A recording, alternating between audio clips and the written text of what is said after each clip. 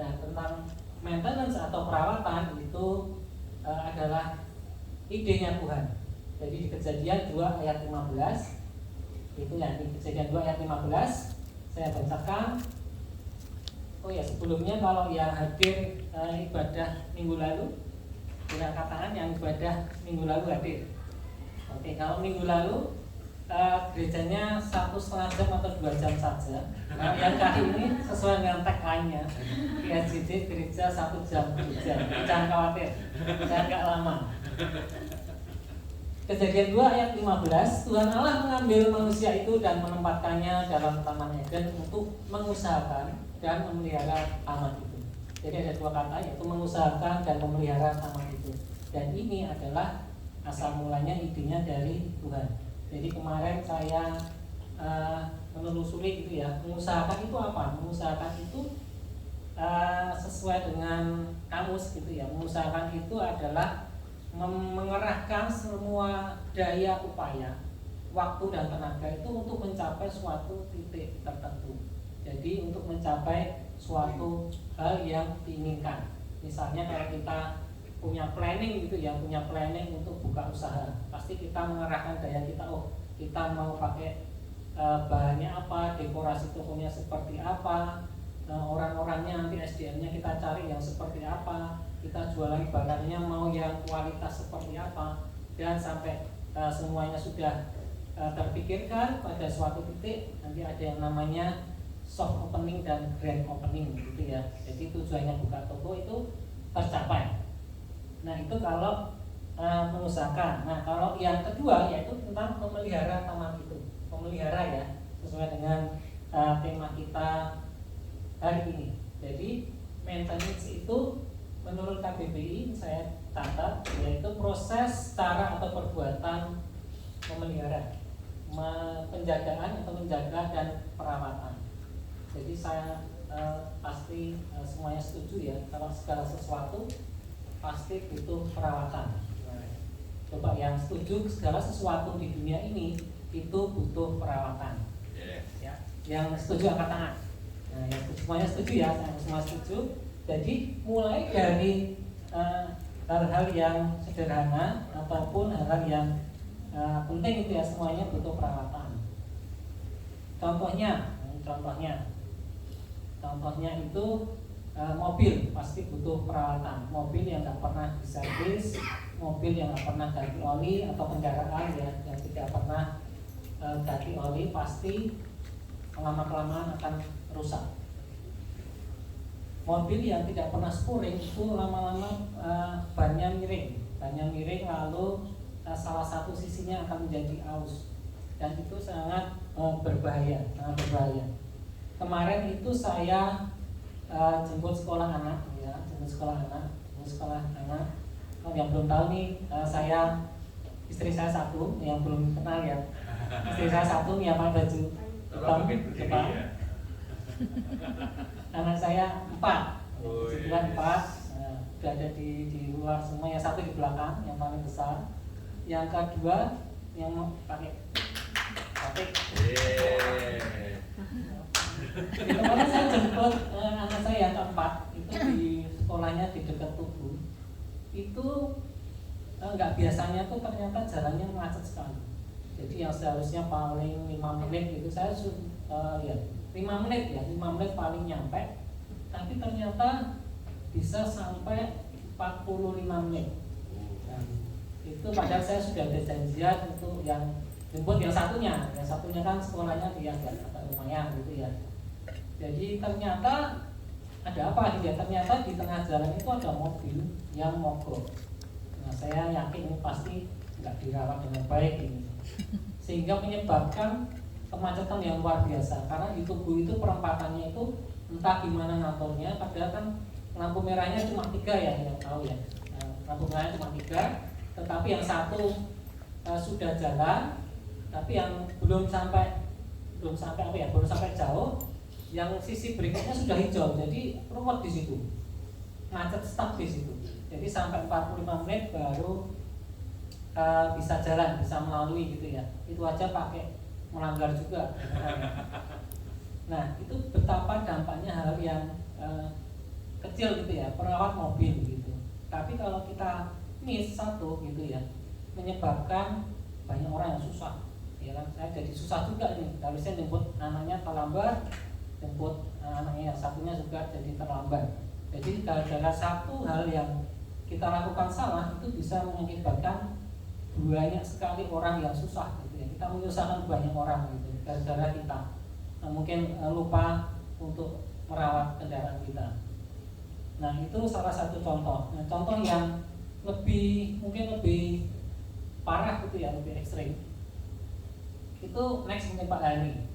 Ini ada lift gitu ya. Contohnya lift. Lift itu di Bali itu ada lift yang jatuh juga bis ya. Bisnya kecelakaan di Subang karena bisnya nggak layak jalan tapi dipaksa untuk jalan. Untuk lift juga karena memang perawatannya kurang diperhatikan. Jadi karena satu kesalahan yang fatal kalau ini ya, mengakibatkan korban jiwa, itu bisa merugikan gitu. Seperti itu. Jadi saya yakin kalau semuanya percaya perawatan atau maintenance itu penting. Itu untuk hal-hal yang bisa kita lihat. Nah, begitu juga untuk hal-hal yang nggak bisa kita lihat, yaitu kerohanian kita. Pasti semuanya setuju kalau itu penting. Mungkin next Pak. Ya, ini beberapa hal yang saya catat yang butuh perawatan, walaupun banyak ya, tapi ini hal-hal yang esensial, yaitu kerohanian kita butuh perawatan, keluarga kita juga butuh perawatan, jasmani tubuh kita ini juga butuh perawatan. Nah, kalau banyak orang-orang yang sakit atau apa gitu yang kurang merawat tubuh dengan baik gitu ya, terutama kalau mungkin wanita merawat kulit wajahnya dengan baik, kadang-kadang kita kalau pria itu kan cuek, mau kena matahari, mau kena apapun juga kadang-kadang cuek gitu ya, mau mukanya gimana cuek. Tapi sampai pada satu titik kita bingung ya kan. Keempat, ini hubungan juga perlu kita rawat, dan pekerjaan atau studi juga perlu kita rawat, dan masih banyak hal yang lainnya. Nah, mungkin kita akan lebih mendalami tentang hal yang rohani ya, walaupun semuanya nanti akan kita bahas. Mungkin next Pak.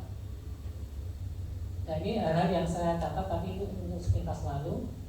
Rohani itu bisa dengan saat teduh, baca firman, untuk merawatnya ya pujian penyembahan. Kalau keluarga juga, siapa yang terakhir kali makan bersama keluarga gitu, nggak ada orang lain atau orang luar gitu ya, cuma suami istri sama anak, terakhir kali kita bisa seperti itu kapan gitu ya. Bagi kita itu kan ada bonding seperti itu. Itu salah satu cara praktis ya untuk merawat keluarga. Nah, kalau jasmani ya jelas olahraga gitu cukup, dan pola makan dan lain-lain. Oke, next Pak. Nah, kita sampai ke yang rohani. Jadi, mengapa kerohanian kita perlu dijaga atau dirawat? Saya yakin kalau kerohanian kita suatu hal yang penting ya. Manusia itu kan terdiri dari 3. Jadi terdiri dari tubuh, jiwa dan roh, jiwa dan tubuh. Jadi kalau kita hanya merawat yang kelihatan aja, tubuh kita rawat mungkin ke salon, ke spa, kita rawat betul-betul sungguh-sungguh. Nah, begitu juga dengan kerohanian kita. Malah kita harus lebih. Kenapa? Karena tubuh kita nggak kita bawa selama-lamanya. Waktu kita meninggal kembali ke penciptaan, tubuh kita nggak kita bawa, tetapi roh kita akan kembali kepada penciptanya, yaitu Tuhan. Jadi kalau jasmani aja kita rawat, apalagi yang rohani, jelas harus kita rawat lebih lagi. Jadi ketika kita merawat hal-hal yang kerohanian kita, merawat iman kita, itu pasti ada berkat Tuhan yang mengalir dalam hidup kita, dan itu tidak dapat didapatkan dari dunia. Misalnya catat ada damai sejahtera. Mungkin ada yang bisa memberi damai sejahtera ketika kita dalam masalah gitu, kita punya kenalan, kita punya orang dalam. Apakah itu bisa memberi damai sejahtera kita? Nggak bisa. Apakah bisa memberikan pengampunan?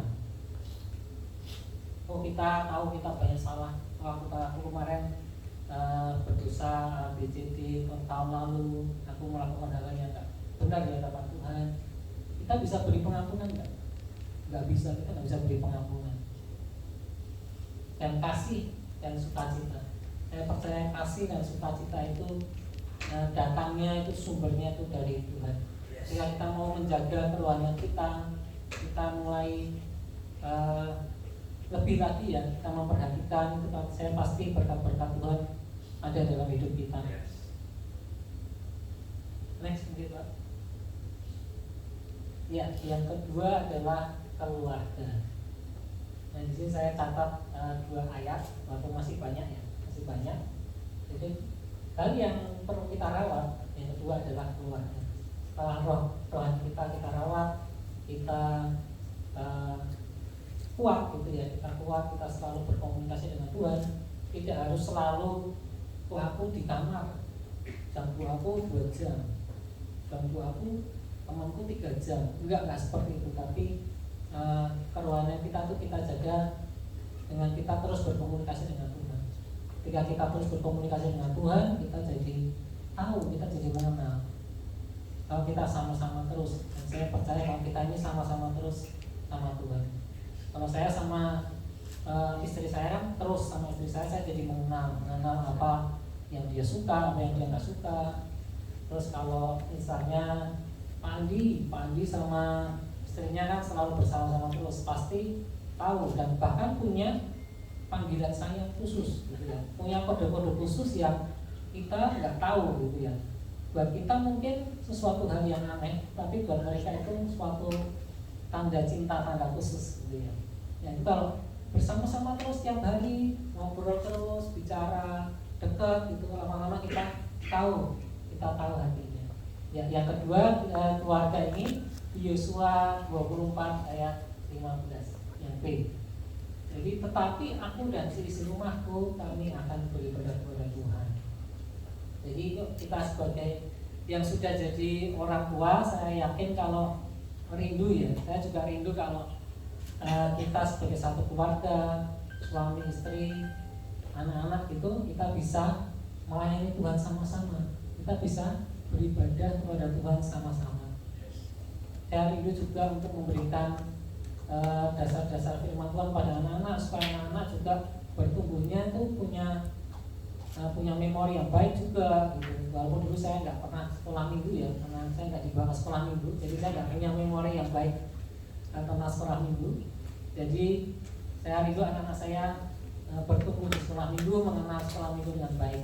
Nah kalau di rumah itu sudah kelihatan ya, antara saya sama istri saya itu siapa yang lebih mendidik gitu. Karena itu mendidik itu siapa tentang segala macam hal gitu ya. Jadi saya percaya kalau sebagai orang tua itu memang didikan itu harus diberikan, bahkan kadang-kadang dengan keras gitu ya. Kadang-kadang kalau cuma kasih gitu nggak bisa, memang harus kadang-kadang salah satu. Kalau salah satu keras, salah satu yang mengasihi gitu. Kalau satu yang keras, satunya yang mengasihi. Jadi jangan anak itu diserang sama papa mamanya langsung berdua, langsung jangan. Jadi salah satu bisa mengasihi, kalau yang satu emosi, yang satu sabar gitu. Yang ayat yang kedua ya, ayat yang kedua 1 Timotius 5 ayat 8. Nah ini, tetapi jika ada seorang yang tidak memeliharakan sama saudaranya, apalagi seisi rumahnya, orang itu murtad dan lebih buruk dari orang yang tidak beriman. Jadi kalau ada orang yang tidak memelihara sama saudaranya, apalagi seisi rumahnya, maka orang itu murtad. Keras banget ayatnya ya, Paulus nulisnya itu keras sekali. Jadi kita kadang-kadang sebagai anak itu masih walaupun kita sudah menikah, kita masih punya orang tua. Kadang-kadang kita itu kalau udah menikah ya udah, aku sama istriku sama anakku udah titik gitu. Kadang-kadang kita lupa sama orang tua gitu. Kadang-kadang kalau orang tuanya, malah kalau orang tuanya sudah dipanggil Tuhan baru sadar gitu. Tapi kita sekarang yang masih punya orang tua, punya mertua gitu ya, kita sadar kalau orang tua juga perlu dirawat gitu, perlu dirawat. Dirawatnya dengan apa? Mungkin kalau orang tuaku sudah berkelimpahan, orang tuaku sudah kecukupan, orang tuaku nggak perlu apa-apapun juga. Ya bisa dengan perhatian, bisa dengan waktu. saya sama istri selalu menyediakan waktu gitu ya, menyediakan waktu, atau kadang-kadang saya mampir ke rumah orang tua yang padahal ya nggak ada, kadang ada keperluannya, kadang nggak ada ya, cuman mampir aja, menyapa gitu, melihat kondisinya. Kadang-kadang ya cuman duduk dengerin orang tua cerita, karena orang tua saya kan tinggal satu, apa sudah meninggal, tinggal mama. Kadang-kadang ya saya cuma duduk dengerin mama cerita itu, curhat apapun juga ya saya dengerin gitu. Tapi kadang-kadang juga ada hal yang perlu, yaudah kita mampir gitu. Bahkan kadang-kadang istri saya ini sudah mendorong ya untuk, wah kalau ada event-event khusus gitu ya, event khusus misalnya Natal datang, ulang tahun datang, ada event khusus tahun baruan datang gitu ya. Kadang-kadang istri saya yang lebih mendorong, karena memang background saya itu orang tuanya cuek gitu ya, orang tuanya cuek, kerja terus gitu ya, kerja terus cuek gitu. Jadi 180 derajat sama istri. Memang Tuhan tuh menyediakan pasangan yang cocok gitu ya, yang pernah salah gitu ya. Ada yang satu emosi tingkat tinggi, satu emosi tingkat tinggi, satunya kalem gitu ya. Satunya keras, satunya lembut. Memang nggak pernah salah Tuhan berikan. Kalau kita di dalam Tuhan tuh enak ya, nggak pernah salah Tuhan memberikan pasangan. Dan kalau kita lihat ketemu satu pasangan, kita pasti lihat gitu ya. Oh, kita jadi tahu. Nggak mungkin kadang-kadang jarang ya orang bisa tipenya sama, pasangan tipenya sama itu jarang. Pasti ada salah satu beda, saling melengkapi gitu lah. Jadi kita memang harus memelihara, sebagai orang tua kita memelihara anak kita dengan didikan. Jangan lupa kalau anak itu juga butuh didikan. Kadang-kadang saya lupa kalau anak itu butuh didikan. Taunya apa? Ya udah dibiarin, mau game, mau nonton TV, mau makan apapun juga pengen apa dibiarin gitu. Padahal kan ya kita tahu kalau itu nggak benar gitu ya. Jadi kalau cuma kasih itu ya nggak benar, harus ada disiplinnya juga. Nah sebaliknya kita sebagai anak, kita punya orang tua, kita juga harus merawat orang tua kita. Kita percaya kalau menghormati orang tua, merawat orang tua itu suatu hal yang baik yang dikenal oleh Tuhan. Yes. Jadi itu tentang merawat keluarga. Yang ketiga, yaitu kita harus merawat jasmani, merawat tubuh.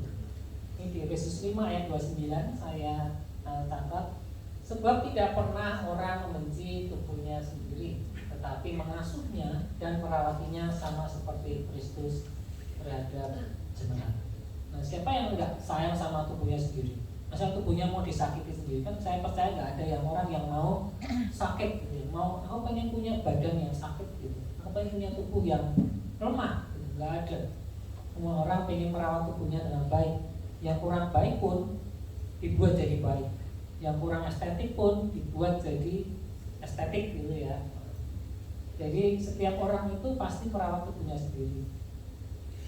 Kenapa ya? Karena kita mau tampil, kita mau bagus gitu ya.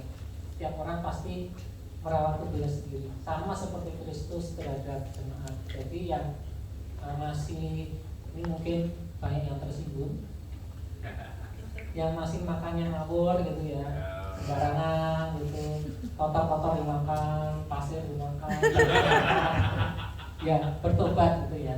Yang bagian dalamnya dimakan semua gitu ya, terus-terusan gitu ya. Mungkin sekali boleh nggak Pak ya? Nggak masalah ya Pak ya. Darah Kristus menguduskan gitu ya. Tapi kita tahu ya, kita tahu kondisi fisik kita, kondisi jasmani kita masing-masing ya. Kalau sudah nggak kuat, tahu sudah punya penyakit asam urat gitu ya, tahu sudah punya penyakit kolesterolnya tinggi, ya jangan nekat, jangan nekat. Kadang-kadang kalau nekat ya kita akibatnya kita tanggung sendiri, bahkan nggak sendiri, kadang-kadang istri kena gitu ya, ikut jadi repot, anak-anak juga jadi repot gitu. Itu kalau kita nggak bisa mengendalikan diri gitu ya. Terus yang kedua ada di 1 Korintus 6 ayat 19. Ini, atau tidak tahukah kamu bahwa tubuhmu adalah bait Roh Kudus yang diam di dalam kamu, Roh Kudus yang kamu peroleh dari Allah, dan bahwa kamu bukan milik kamu sendiri. Jadi kita tahu sekarang kalau tubuh kita itu bukan punya kita sendiri dari ketika kita baca ayat ini. Tubuh kita adalah bait Roh Kudus gitu ya. Jadi maukah kita menyakiti bait Roh Kudus, maukah kita merusak bait Roh Kudus, maukah kita menghancurkan gitu ya, tidak merawat bait Roh Kudus itu, yaitu tubuh kita. Kadang-kadang kalau dulu ya pikirnya masih kuat gitu ya, wah kerja, aku kerja 24 jam gitu, terus-terusan. Kalau pas satu waktu sih nggak apa-apa ya, kadang-kadang memang dikejar deadline gitu. Ya udah gitu, memang harus ada tanggung jawab yang harus dilakukan. Tapi dulu waktu masih muda kadang-kadang kita nekat gitu. Ya depannya waktu sudah bertambah usia jadi terasa gitu. Nah itu tentang menjaga tubuh kita, yaitu tubuh kita baik Roh Kudus. Kadang-kadang kita juga selain makan tadi ya, kadang-kadang kita juga memasukkan zat-zat yang nggak boleh ya ke tubuh kita. Yuk kita mulai bertobat, karena saya yakin kalau saya tidak sempurna dan kita semua tidak ada yang sempurna. Tapi semuanya kan berproses ya. Menurut saya semuanya berproses untuk ke arah lebih baik, ke arah Kristus gitu. Jadi memang nggak ada, jarang sekali saya melihat orang yang bisa langsung membalikkan telapak tangan gitu ya. Yang biasanya makannya banyak takut jadi sedikit. Biasanya melakukan hal-hal yang nggak berkenan, tahu-tahu langsung gitu. Kalau bisa puji Tuhan gitu. Tapi semuanya memang berproses. Oke, mungkin next Pak. Ya, ini tentang hubungan. Jadi ada teman itu yang datang itu kalau cuma butuh. Ada teman yang datang cuma butuh. Ada yang punya teman seperti itu enggak ya? Ada orang yang datang kalau cuma perlu aja gitu. Tapi kalau begitu enggak butuh, di telepon susah sekali, nggak pernah jawab, di WA nggak pernah jawab. Tapi kalau butuh cepet. Nah, gitu kan. Bukan yang itu ya. Biasanya kita punya teman yang sama. Bukan nggak berani saya.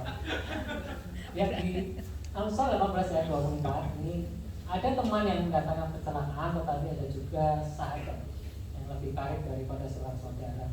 Jadi ini tentang berbicara tentang hubungan ya. Jadi ada teman yang kelihatannya teman padahal bukan. Jadi memang kita sebagai anak Tuhan kadang-kadang kita kasih gitu. Kelihatannya kayak gimana ya? Kayak bodoh gitu. Padahal memang firman Tuhan mengajar kita bahwa kita harus cerdik juga kan. Tidak hanya tulus tapi juga cerdik. Jadi di Filipi 2 ayat 4 saya bacakan, janganlah tiap-tiap orang memperhatikan kepentingan sendiri, tetapi kepentingan orang lain juga. Jadi kalau kita mau membangun hubungan, kita mau merawat hubungan dengan teman, dengan sesama gitu ya, kita harus istilahnya juga cuma butuh gitu, jangan cuma butuhnya kita aja. Tapi kadang-kadang memang kalau ada teman yang membutuhkan sesuatu ya kita bantu. Ada teman yang mungkin kelaparan, nggak makan 3 hari 3 malam, kita kasih makan gitu ya. Ada teman yang mau curhat ya, yuk sediakan waktu gitu, kita 15 menit, kita 30 menit, kita bisa menyediakan itu buat rekan kita, buat teman kita. Itu salah satu cara untuk merawat suatu hubungan ya. Ini yang ada contoh dari Alkitab, yaitu tentang Daud dan Yonatan. Yonatan memiliki hubungan yang baik sehingga ketika Yonatan itu mati dalam perang, itu Daud pun masih memperhatikan keturunannya Yonatan. Kenapa? Karena mereka mempunyai hubungan yang baik. Karena hubungan itu dirawat oleh Daud dan Yonatan. Jadi ketika kita merawat hubungan kita dengan mungkin tetangga, dengan teman kita, nggak selalu kita yang menuai, tetapi bisa anak-anak kita, keturunan kita yang akan menuai. Ketika orang tua saya baik dengan seseorang, mungkin sampai ayah saya nggak ada, tapi saya yang menuai kebaikan dari orang itu. Itu tentang merawat suatu hubungan, jangan cuma kita perlunya aja, tetapi memang kadang-kadang kita memang harus disengaja untuk kita memiliki hubungan dengan orang, merawat hubungan itu supaya tetap baik. Ya, next. Nah, saya sudah janji di SCD kerja 1 jam saja. Ya, ini untuk yang pekerjaan atau studi. Jadi hal yang perlu dirawat selain rohani kita sudah dirawat, yang nomor 1 kerohanian kita, iman kita tetap dirawat supaya tetap teguh, tetap kuat. Terus jangan lupa keluarga kita juga harus dirawat, suami istri, orang tua ke anak, anak ke orang tua, itu hubungan itu harus dirawat. Terus yang ketiga, tubuh kita jangan lupa, tubuh kita juga harus dirawat karena Tuhan mau memakai kita semua. Tapi kalau kita jalan aja susah gitu, Tuhan mau pakai kita untuk kemana, ya bisa sih, tetap bisa, tapi memang memerlukan effort yang lebih. Tetapi alangkah indahnya kalau kita menjaga tubuh kita dengan baik, jasmani kita dengan baik, masih banyak sekali hal yang bisa kita lakukan untuk Tuhan. Terus hubungan yang perlu kita rawat. Terus yang terakhir adalah pekerjaan atau studi yang harus kita rawat juga, kita maintenance dengan baik supaya bisa berjalan dengan baik. Ada beberapa ayat saya cantumkan 3, yaitu di 2 Tesalonika 3 ayat 10b. Jika seorang tidak mau bekerja, janganlah ia makan. Jadi kalau orang nggak bekerja, jangan makan. Ya, saya yakin kalau semuanya mau makan, semuanya harus bekerja. Terus Lukas 10 ayat 7b, sebab seorang pekerja patut mendapat upahnya. Jadi Amsal 14 ayat 23 itu, dalam tiap jerih payah ada keuntungan, tetapi kata-kata belaka mendatangkan kekurangan saja. Nah, ini dalam setiap pekerjaan itu ada keuntungan. Jadi kalau kita bekerja, kita yang kuliah itu ya, yang kuliah juga studi, yang sekolah-sekolah itu pasti dalam setiap effort yang kita lakukan itu pasti ada keuntungan yang kita perlu. Ya, kita mau ujian, ya kan, mau ujian kita udah belajar SKS, ya, kebut semalam, hasilnya ya seperti itu. Tapi kalau kita mau bayar harga, kita mau kasih waktu lebih untuk kita belajar, pasti hasilnya akan lebih bagus. Untuk pekerjaan juga seperti itu. Ketika kita bisa on time, kita bisa bekerja dengan baik, bahkan memberikan lebih daripada job desk gitu ya. Nanti ada suatu titik atau suatu waktu ketika ada peluang, itu pasti kita akan masuk gitu. Tetapi orang-orang yang bekerja seadanya, orang-orang yang kadang masuknya terlambat, banyak izinnya gitu ya, tidak akan masuk hitungan. Ketika ada, mungkin kemarin ada PHK besar-besaran waktu COVID, yaitu orang yang nomor 1 dipecat, orang-orang yang tidak masuk kualifikasi.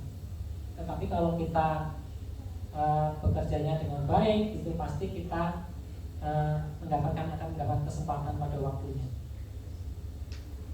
Oke, next, oke Pak. Nah, ini kesimpulannya. Kalau udah kesimpulan berarti udah mau selesai.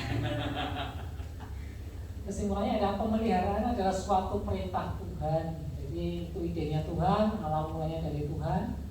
Segala sesuatu harus kita pelihara dalam semua aspek kehidupan kita, baik kerohanian kita, hubungan kita dengan Tuhan, maupun hubungan kita dengan sesama. Jadi kalau barang-barang tadi saya bilang mobil, sepeda motor, mau rumah, tanaman, apapun juga harus kita rawat supaya kualitasnya tetap terjaga dengan baik. Apalagi kerohanian kita, hubungan kita dengan Tuhan juga harus kita jaga. Jadi yang masih dalam bolong untuk saat teduh atau baca firman, yuk kita mulai, walaupun seberapa pun juga kita baca firman Tuhan, karena itu adalah surat cintanya Tuhan buat kita. Kita harus menjaga hubungan kita, merawat hubungan kita dengan Tuhan. Dan dengan sesama manusia juga, ketika kita ingin hidup berdampak, dipakai jadi alatnya Tuhan, dipakai Tuhan secara maksimal, ya kita harus merawat. Yang rohani dirawat, yang jasmani juga harus dirawat. Jadi saya simpulkan di Kolose 3 ayat 23, apapun juga yang kamu perbuatlah dengan segenap hati, seperti untuk Tuhan dan bukan untuk manusia. Jadi saya percaya kalau semuanya harus dirawat dengan baik supaya kita tetap bisa maksimal di dalam Tuhan. Karena kalau kita semua bisa maksimal dalam hubungan rohani, dalam keluarga, dalam hubungan dengan sesama, dalam pekerjaan, dan apapun yang kita lakukan, itu semua untuk kemuliaan nama Tuhan. Kita boleh menjadi saksi, kita boleh jadi berkat di pekerjaan, di keluarga, kita boleh memberikan dampak yang positif. Kalau di dunia ini kayak kegelapan gitu ya, dunia ini gelap, kita boleh menjadi kayak bintang, kayak terang gitu ya. Jadi orang bisa melihat kita, oh, kamu kok beda gitu. Karena kita memang betul-betul anak Tuhan, kita betul-betul merawat segala sesuatu yang Tuhan berikan dalam hidup kita. Terima kasih. Mungkin ada satu lagu yang bisa kita nyanyikan bersama sebelum kita berdoa.